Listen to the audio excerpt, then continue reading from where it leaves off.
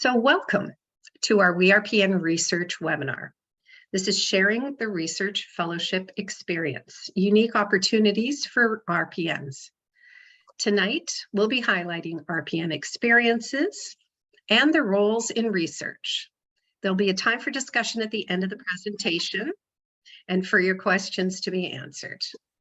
I'll now ask Annette Weiser, Senior Director of Professional Practice and Research at RPN, to start the evening for us. Annette? Thank you, Sharon, and welcome everyone. And we really appreciate you taking the time this evening to join us for this webinar. So I think tonight we are going to gain insight into RPN research fellowships with 2 RPNs and a research coordinator who are going to be the focus of this evening's webinar. As they share their stories, we will learn about research fellowship process, their projects, the role and experience of the RPN in research, and how that impacts their clinical practice. Our participants will share the value of RPN's contributions to research and how they felt recognized in their organizations and part of their research team. This could also be the future of other RPNs watching this evening. We do offer 2 RPN research fellowships annually. And Nancy will have more information about that as well. You can go to our website. So tonight's presenters are on the screen with us. We have Christina Khan, who is an RPN. Christina's giving a wave right now. We have Lyra and Nartia, who is also an RPN. Hi, Lyra. And Natalie Weiser, who is a research coordinator at the bottom of the screen. Thank you very much. So we will begin our evening with Christina Khan. Christina is a full-time registered practical nurse working in the neurological stroke rehabilitation unit at Parkwood Institute in London, Ontario. Christina's been, she has love for that comes from a drive, as many of our audience members and presenters have, to making a difference in the lives of others. She graduated from Fanshawe College in London in 2007 and started working in the long-term care sector, where she continually participated in new employment opportunities and challenges to expand her clinical skills. After working with Canadian veterans, she found her clinical passion, stroke and neurological rehabilitative care. In this setting, she has the opportunity to see the gains that patients achieve and has the privilege of sharing her knowledge with nursing students. Christina enjoys new challenges, which is actually what led her to this RPN Research Fellowship. So with that, I'll ask Christina to share her story. Thank you, Annette.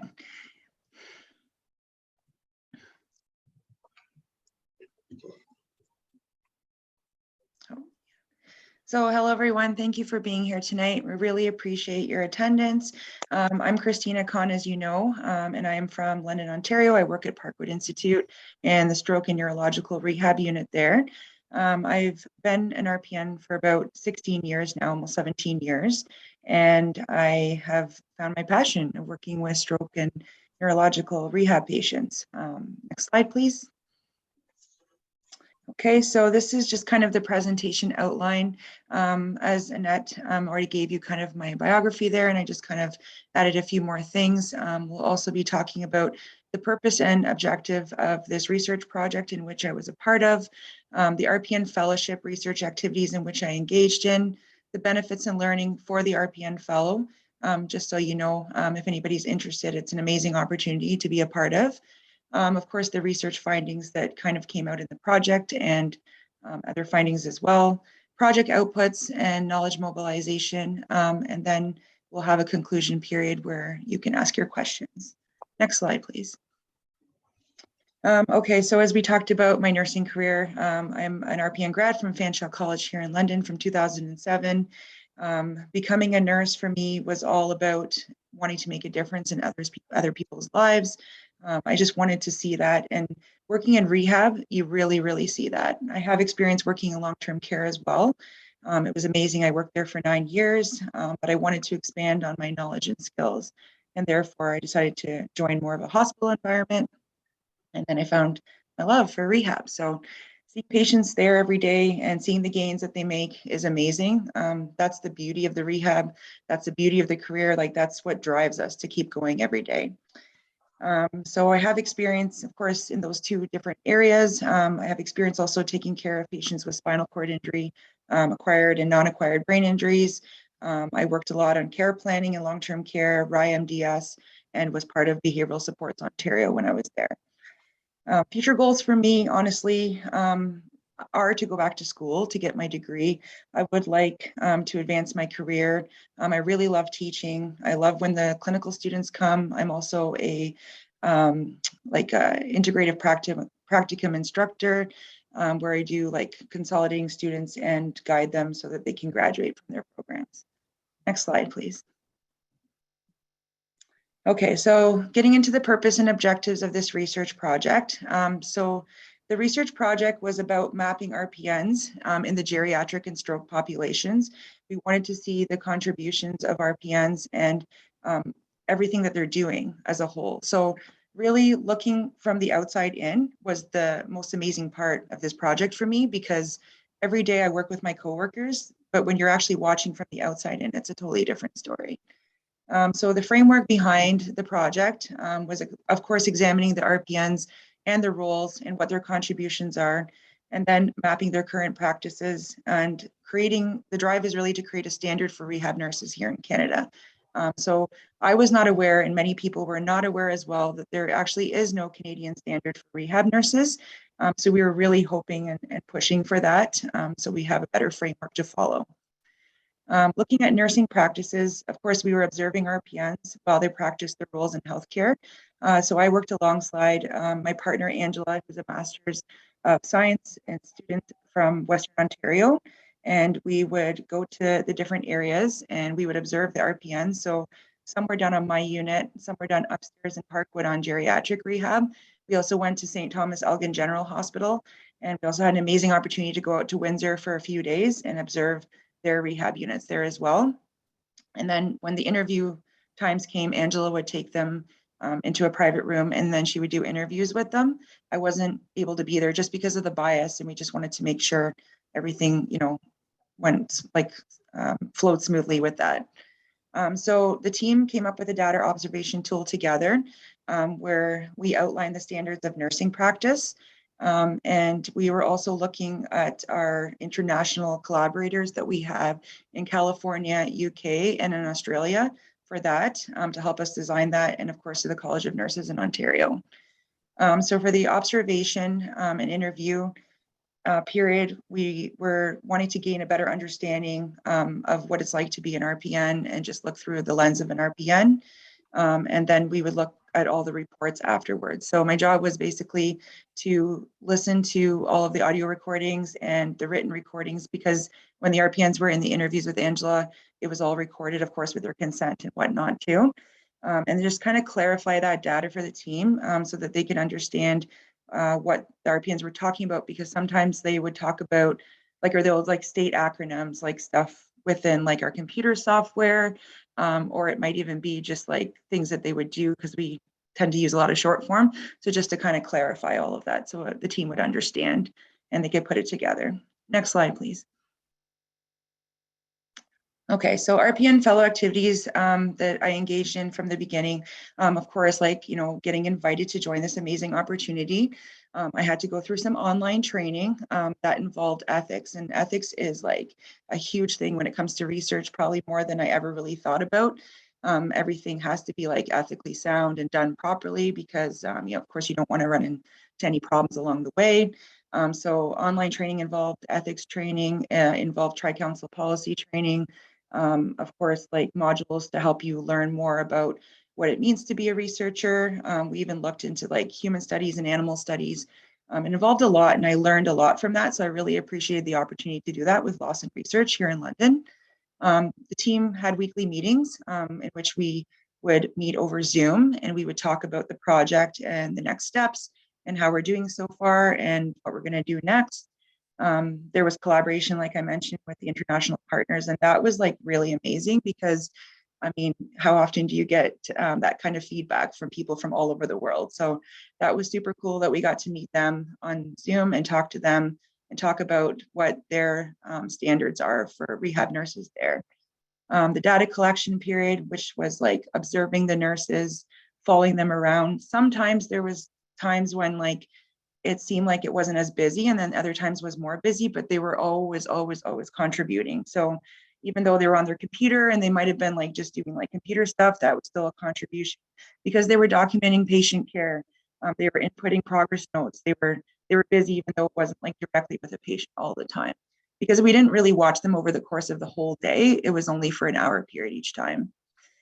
Looking at analysis reports, that was like me looking through all of the written reports and listening to the audio recordings from the interview and just analyzing that data and trying to make sense of that by adding comments like in the side section, and of course clarifying the content of that as well.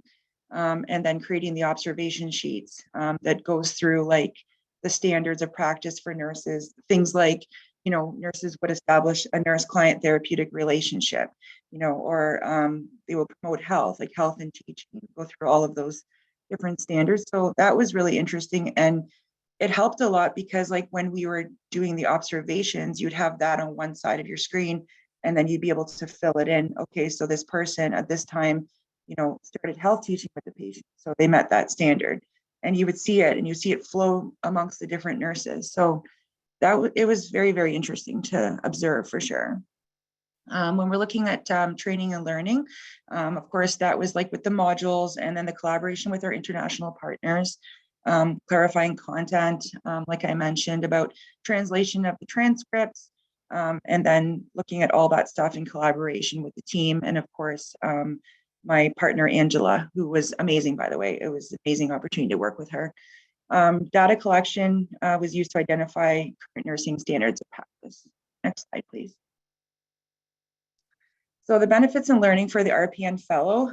So I'll just tell you firsthand, being a nurse for this many years, an RPN specifically, I would have never thought in a million years that an opportunity like this would have come up. This is definitely like kind of way beyond my imagination per se. So it is very, very cool. You learn a lot and you really see and appreciate the contribution of RPNs when you're looking from the outside in.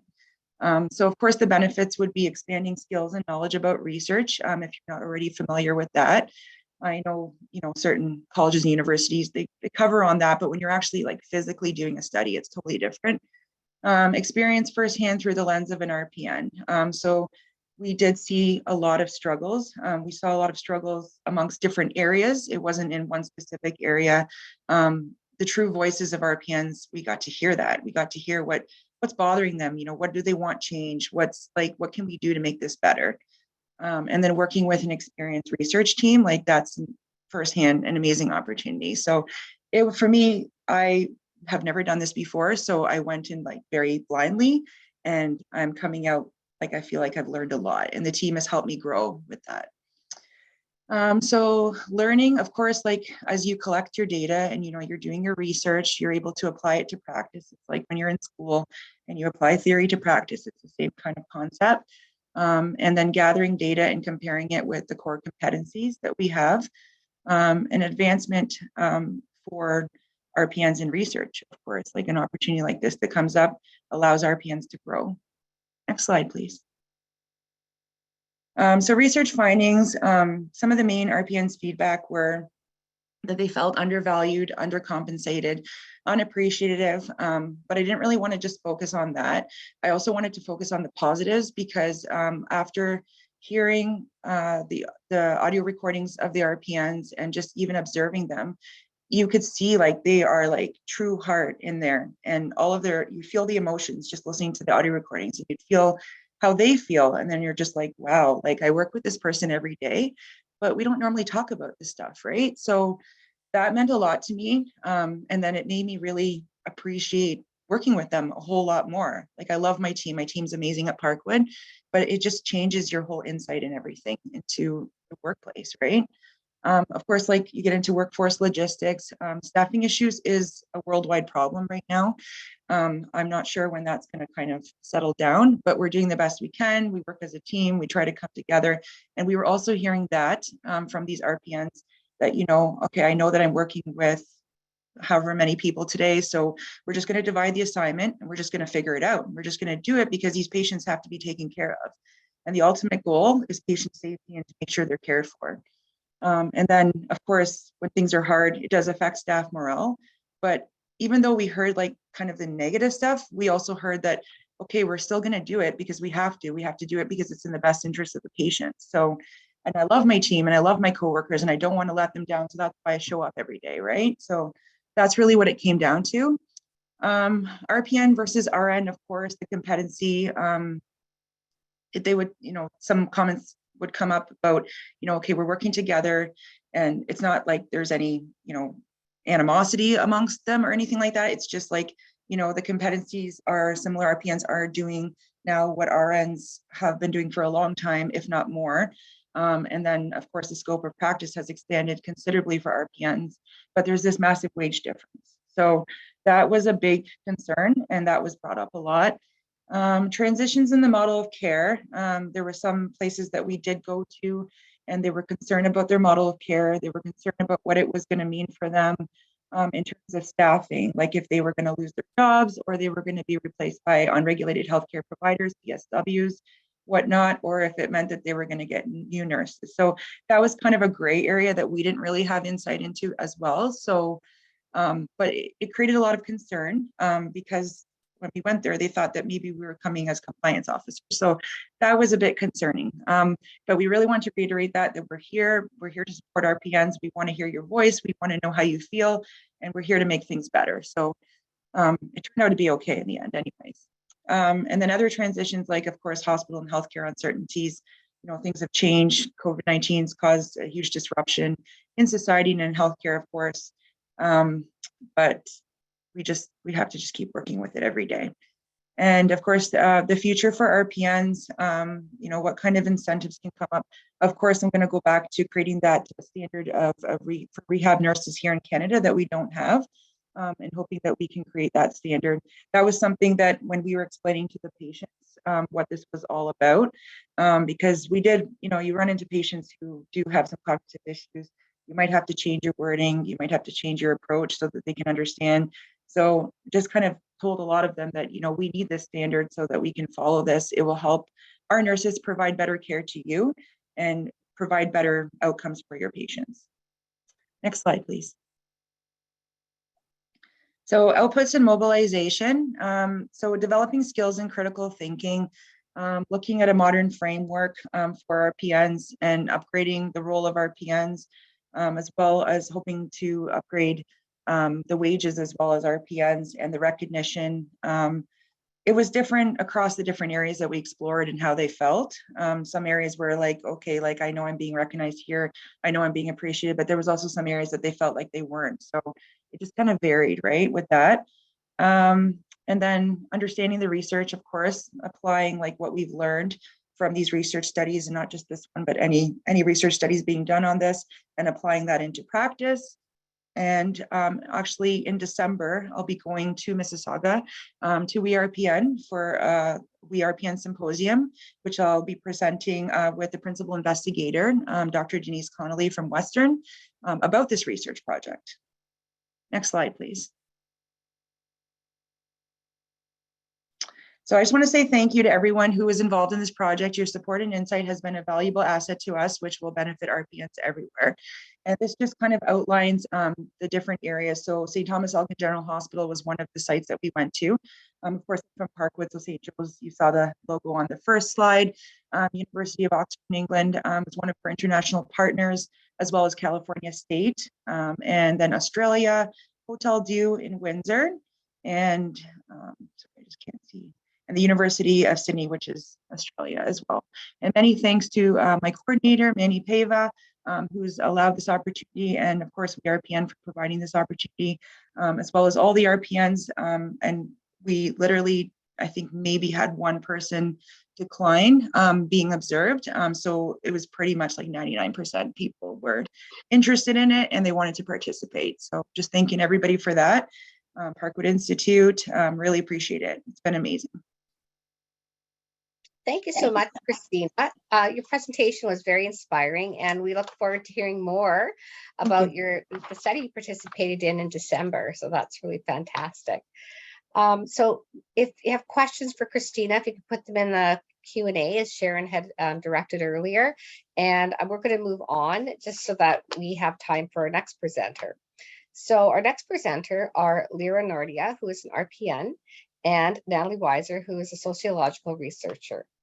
Lyra is a registered practical nurse at Unity Health in Toronto. She also had the opportunity to participate in research as a research fellow on the study Barriers and Facilitators to Practice of Registered Practical Nurse Role in an Academic Acute Care Hospital, which identifies contributing factors that enable RPNs to be optimally equipped within acute care to ensure success in the role. Lyra also participates in mentoring, teaching, and coaching students, co-workers, and other regulated and unregulated healthcare professionals, and has participated in evidence-based practice implementation and quality improvement initiatives. And with her tonight is Natalie Weiser, who is a sociological researcher with over 10 years of experience in qualitative research and methodologies.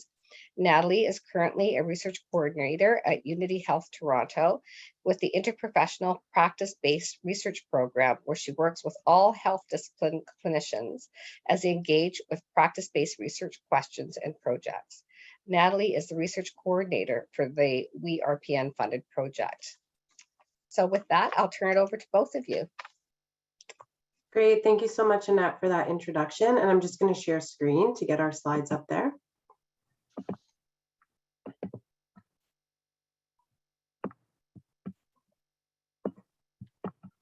Just bear with me.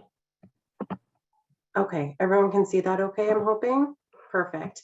As per our introduction, I'm going to be talking about our study that is funded by WeRPN, and Lyra and I will be sharing our experiences regarding the research fellowship and sort of my role in supporting Lyra, and then you'll of course hear from Lyra to give her experience in being a research fellow for our project. So to just give a little bit of context, our project is entitled The Barriers and Facilitators to the Practice of the Registered Practical Nurse Role in an Academic Acute Care Hospital. I thought it would be helpful, similar to Christina, just to give a little bit of background about our study and just explain sort of what the purpose of our project was. So the purpose of our study was to explore the experiences of RPNs as they integrate into acute care settings. So in our case, we're looking at Unity Health Toronto and their experience integrating into that environment. We also looked at the experiences of clinical leader managers, clinical nurse educators, charge nurses, to understand how their experiences working with RPNs, onboarding RPNs, how that sort of shaped the experience of integrating into the acute care setting. So we were looking at sort of a variety of perspectives, but of course focusing on the RPN experience.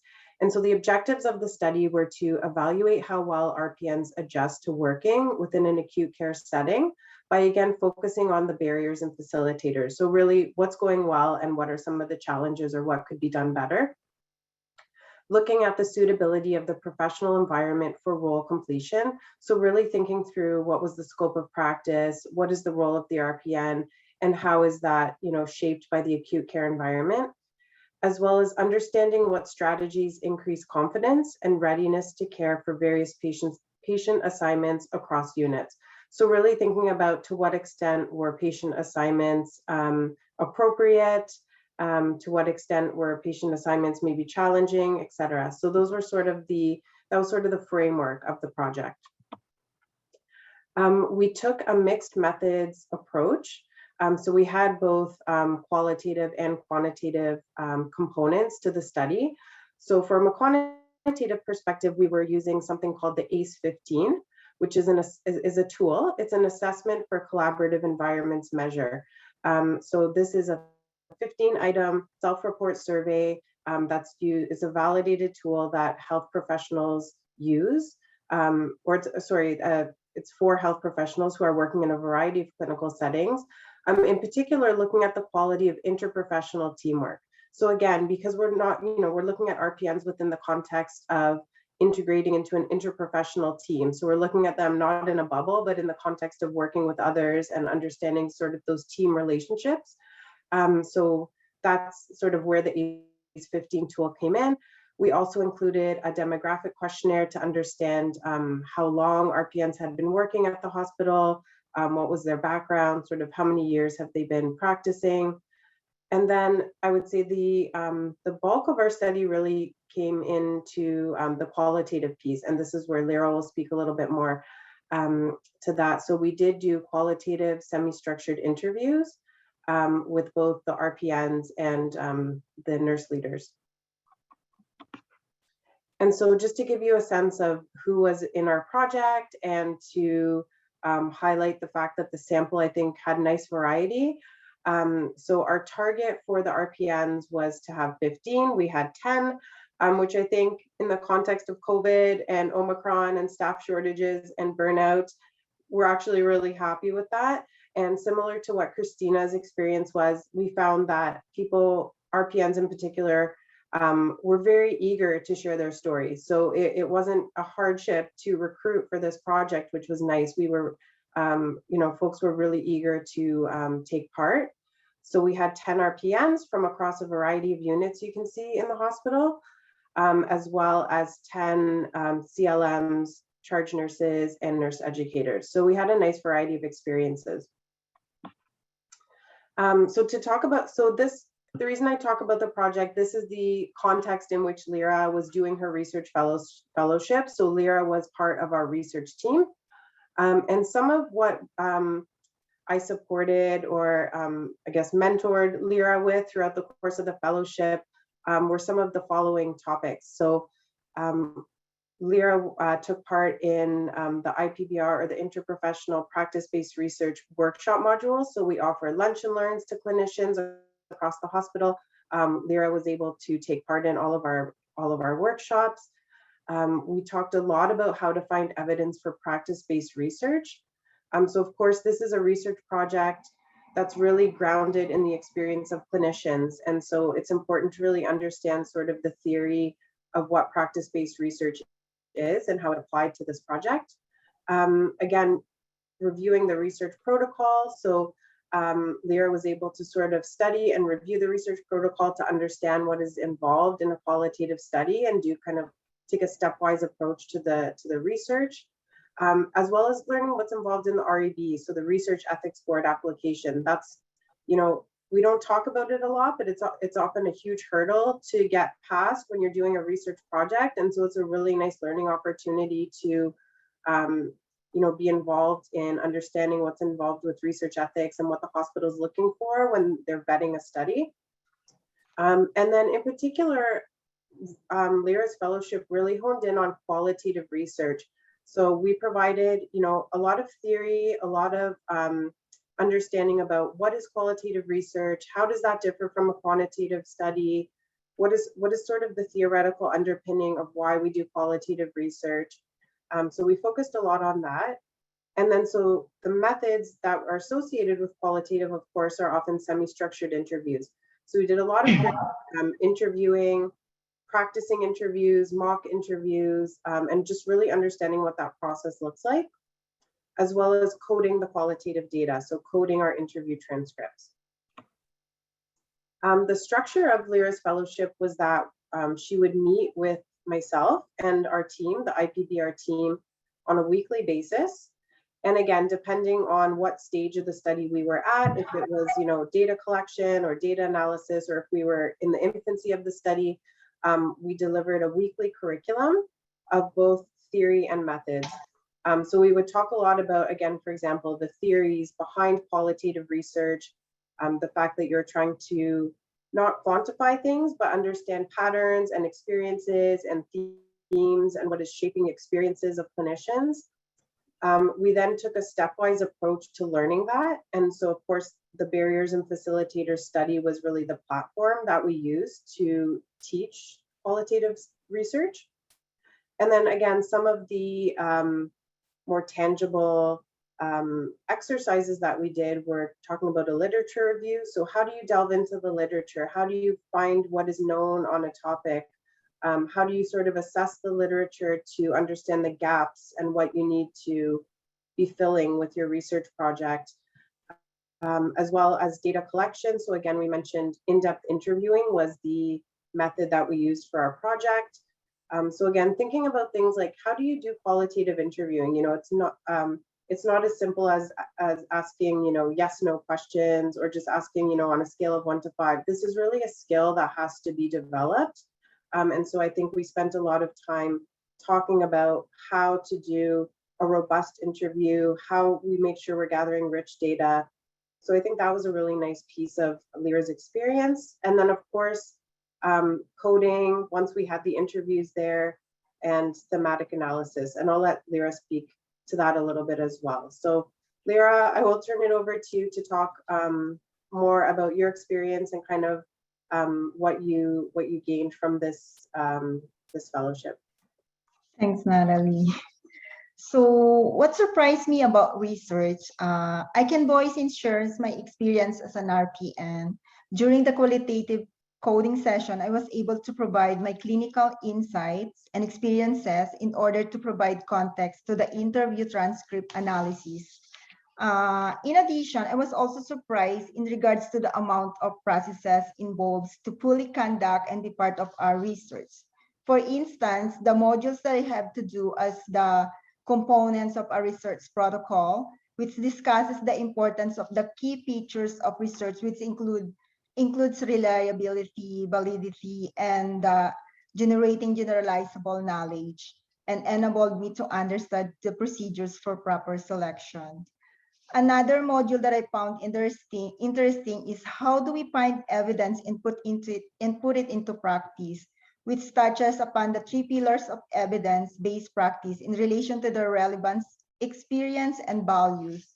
Furthermore, the resources such as the REB or the Research Ethics Board and the IPBR or the Interprofessional Practice-Based Research Teams enables the individuals participating to remain protected where the privacy, opinions, and discussion are kept confidential. What I learned about the qualitative research. Initially, I thought that all research was just based on the numbers quantitative, but I was surprised to learn that another way to gather valuable and robust data is through a qualitative lens.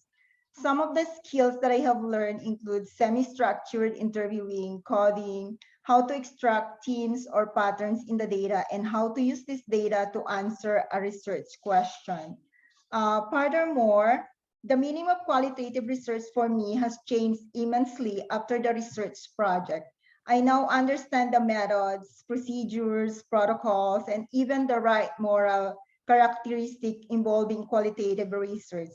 For instance, it was emphasized to me that I need to ask open-ended questions, non-judgmentally and unbiasedly, similar to how as nurses conduct a patient interview, where the participant can provide an in-depth answer and develop a real sense of understanding of their respective question and situation.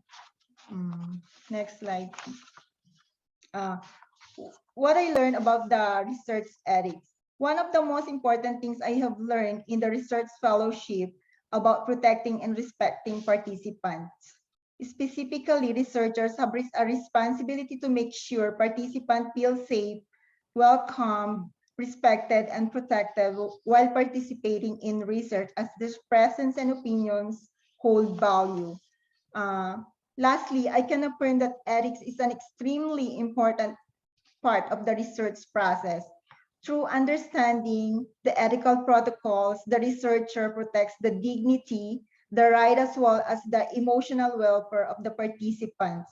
The 2 basic courses required as the GCP and TCPS2 have further deepened my knowledge about the responsibilities as well as the obligation that researchers have to always remember for the confidentiality and integrity of the both researchers and the participant.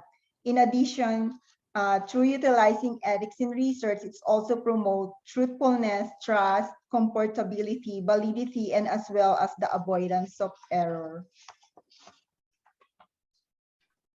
Okay, so I thought I would share some key takeaways as the research coordinator on this study. And I think the main one is that having the experience of Lyra on our team. So having Lyra's clinical experience and her expertise as an RPN was really vital to the research process. In particular, I think when we were analyzing the data, so analyzing the qualitative interview transcripts, Lyra's perspective really provided a lot of nuance and really provided, I think, a deeper level of understanding than we would have had if we just looked at it as researchers. So we come we come into it with the tools to analyze it, but I think again, particularly when it came to understanding the RPN experience. So if RPNs were talking about something like, you know, needing to prove themselves or having to demonstrate confidence in their performance, or perhaps, you know, that when RPNs were first integrated into this acute setting, there were tensions and underlying, you know, there was, you know, stigma coming from like other members of the team, or tension, or whatever it might be, some of those emotional reactions. Really talking about those with Lyra helped me as a research coordinator, or as a member of the research team who's analyzing the data, to understand what that means and to understand sort of the context in which that's happening. A lot of our data needs to really be understood in the context of the pandemic, because this is, you know, part of what shaped the RPN experience being integrated into the acute care setting. So again, chatting with Lyra about, you know, being able to ask, to what extent do you think this experience is, you know, because it's taking place during COVID, or to what extent do you think this would have happened anyway, for example? That's something that as a member of the research team who's not an RPN and who's not a clinician, I really wouldn't be able to assess. And so having that partnership with Lyra, especially as we were going through the transcripts and analyzing our data and coming up with themes, I think was really valuable, and something that I hadn't really had too much experience with myself. So I learned a lot as well in that partnership with her. And so I think really it highlighted the fact that when you're doing practice-based research, having, you know, that partnership between clinicians and researchers is really beneficial both ways. So for me, it was great and really helpful. Lyra, I'll let you say a few words as well about, from your point of view, some of the key takeaways. So I want to utilize what I learned in the clinical setting and through this project to improve society's viewpoints regarding RPNs, and to try to break the barriers and stigma about RPNs, especially in acute care settings where St. Michael we are the first RPN. And then the importance of not being biased, and then also the learning how to use the best methodological approach to a research project, the importance of displaying professionalism, and the system of ethical principle in research. So thank you to RPN for hosting us tonight and for giving us this platform to talk about the study. I will say as a plug, we will also be sharing some of our data and our findings at the December 2nd forum. So please look out for that. Christina, I think we should definitely chat, because a lot of your findings ring very true to our findings. So I'm excited to collaborate and to chat with you as well. So thank you so much for this opportunity.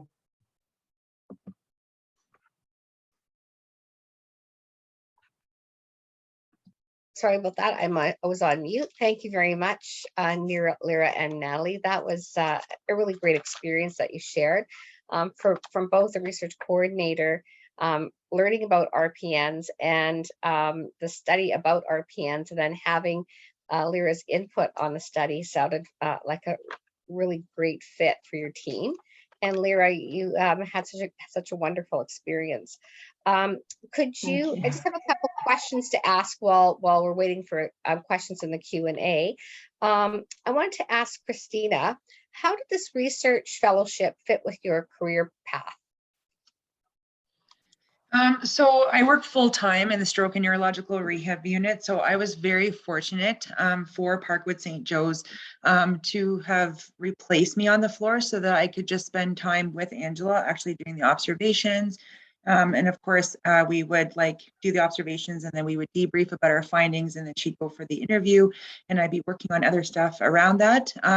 So it actually fit in really well because I was really well accommodated. And of course, to go on trips like where we went to Hotel Du in Windsor, I was very well accommodated and there was coverage for me on the floor. So I'm really appreciative for that because that alone like is a huge opportunity. Okay, thank you. Lyra, what were you talked about some of the most important things that you learned doing this research study. And so what would you tell your peers about applying for a fellowship?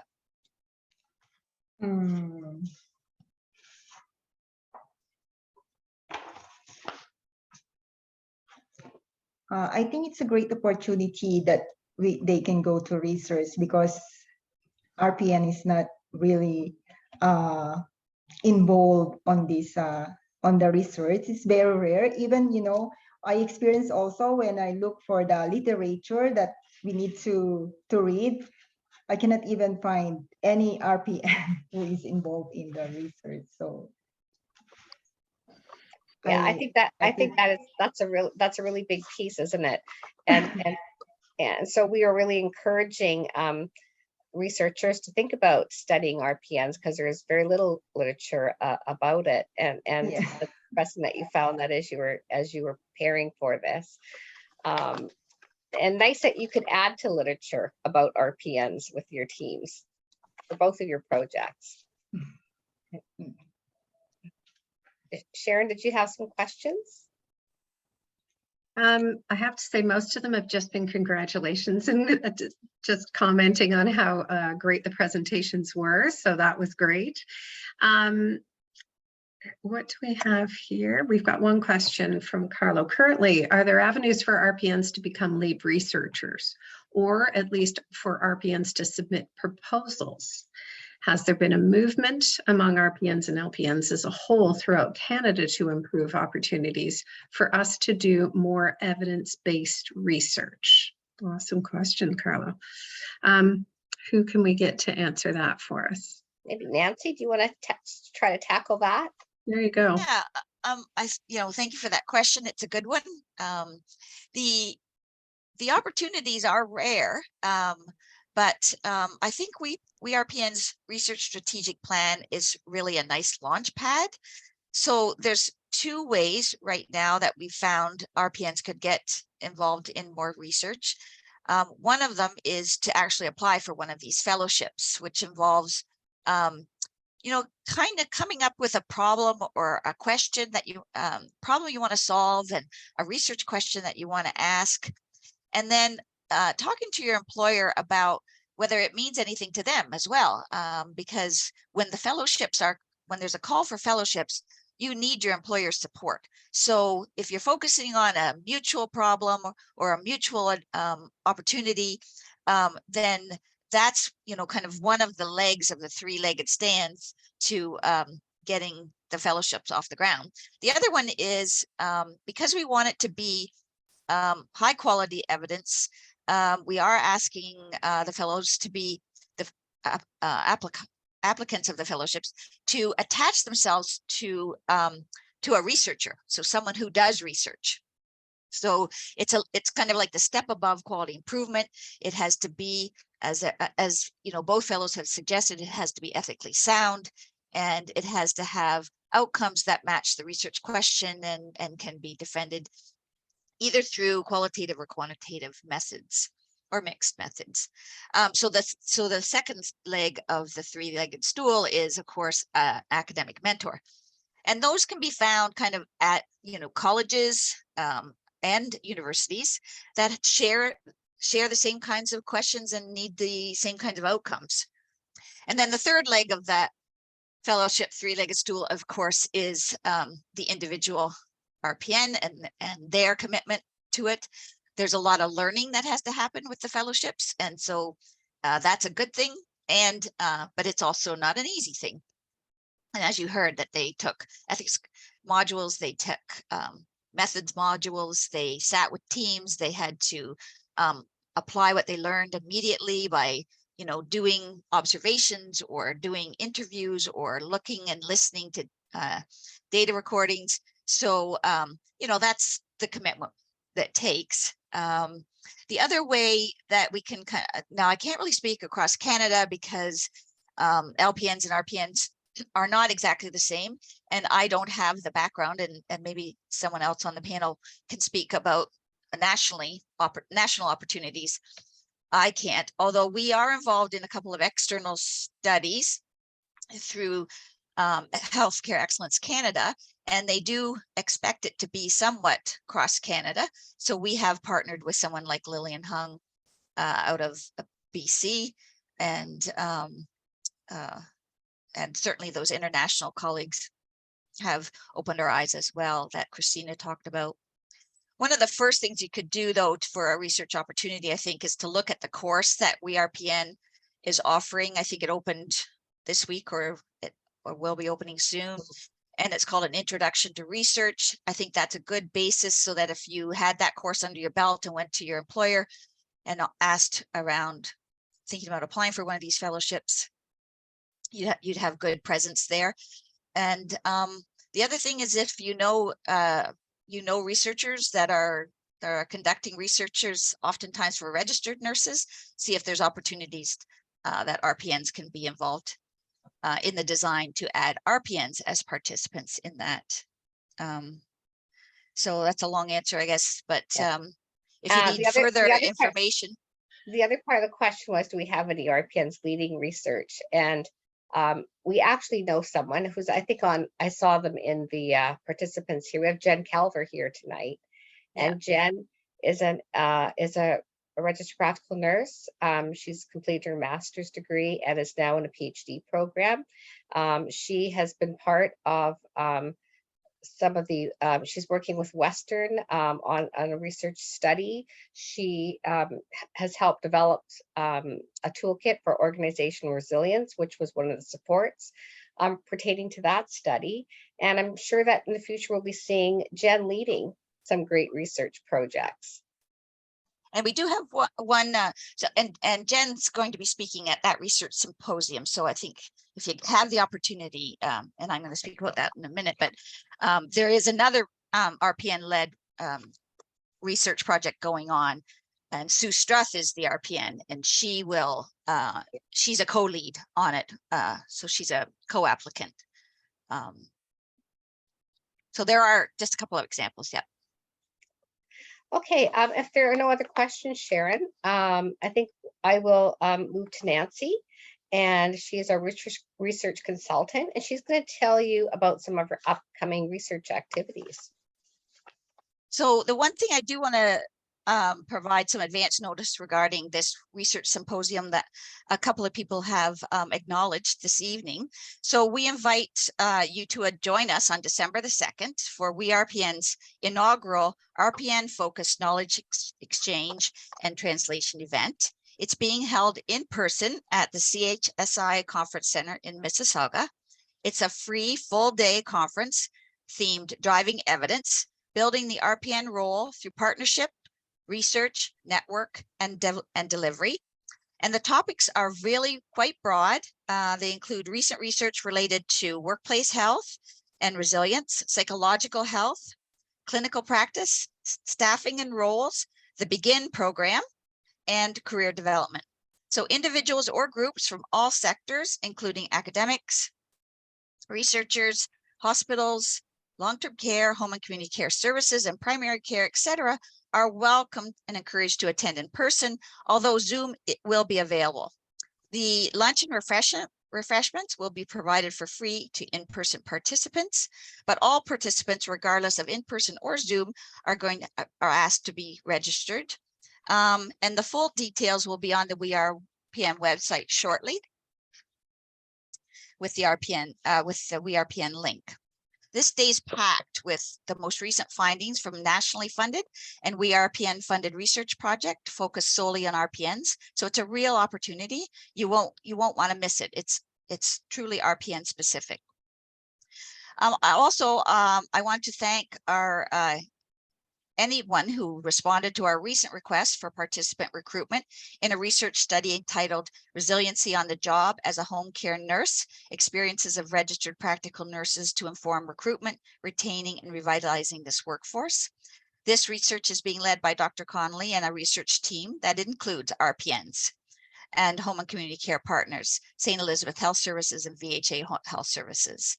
We had a phenomenal response for this survey, and it closed in 8 days. So sometimes you have to recruit for like a month, but this one we had 712 respondents. We could only, some of them weren't incomplete, and we ended up with like 600, over 600.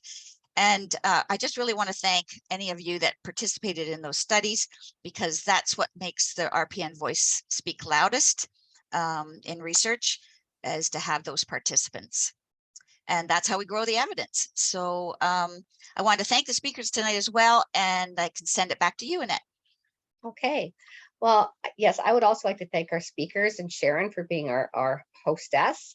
And thank all of you who have taken the time this evening to join us for the WeRPN Research webinar series, and this one entitled Sharing the Research Fellowship Experience, Unique Opportunities for RPNs.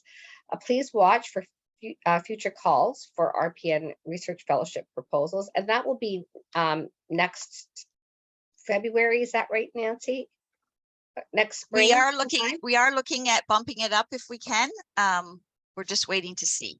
But yeah, so probably in the spring of 2023. And for those of you out there interested, please take the research course and you could be one of our next fellows. So thank you again, presenters, and have a great evening, everyone. Thank you. Good night.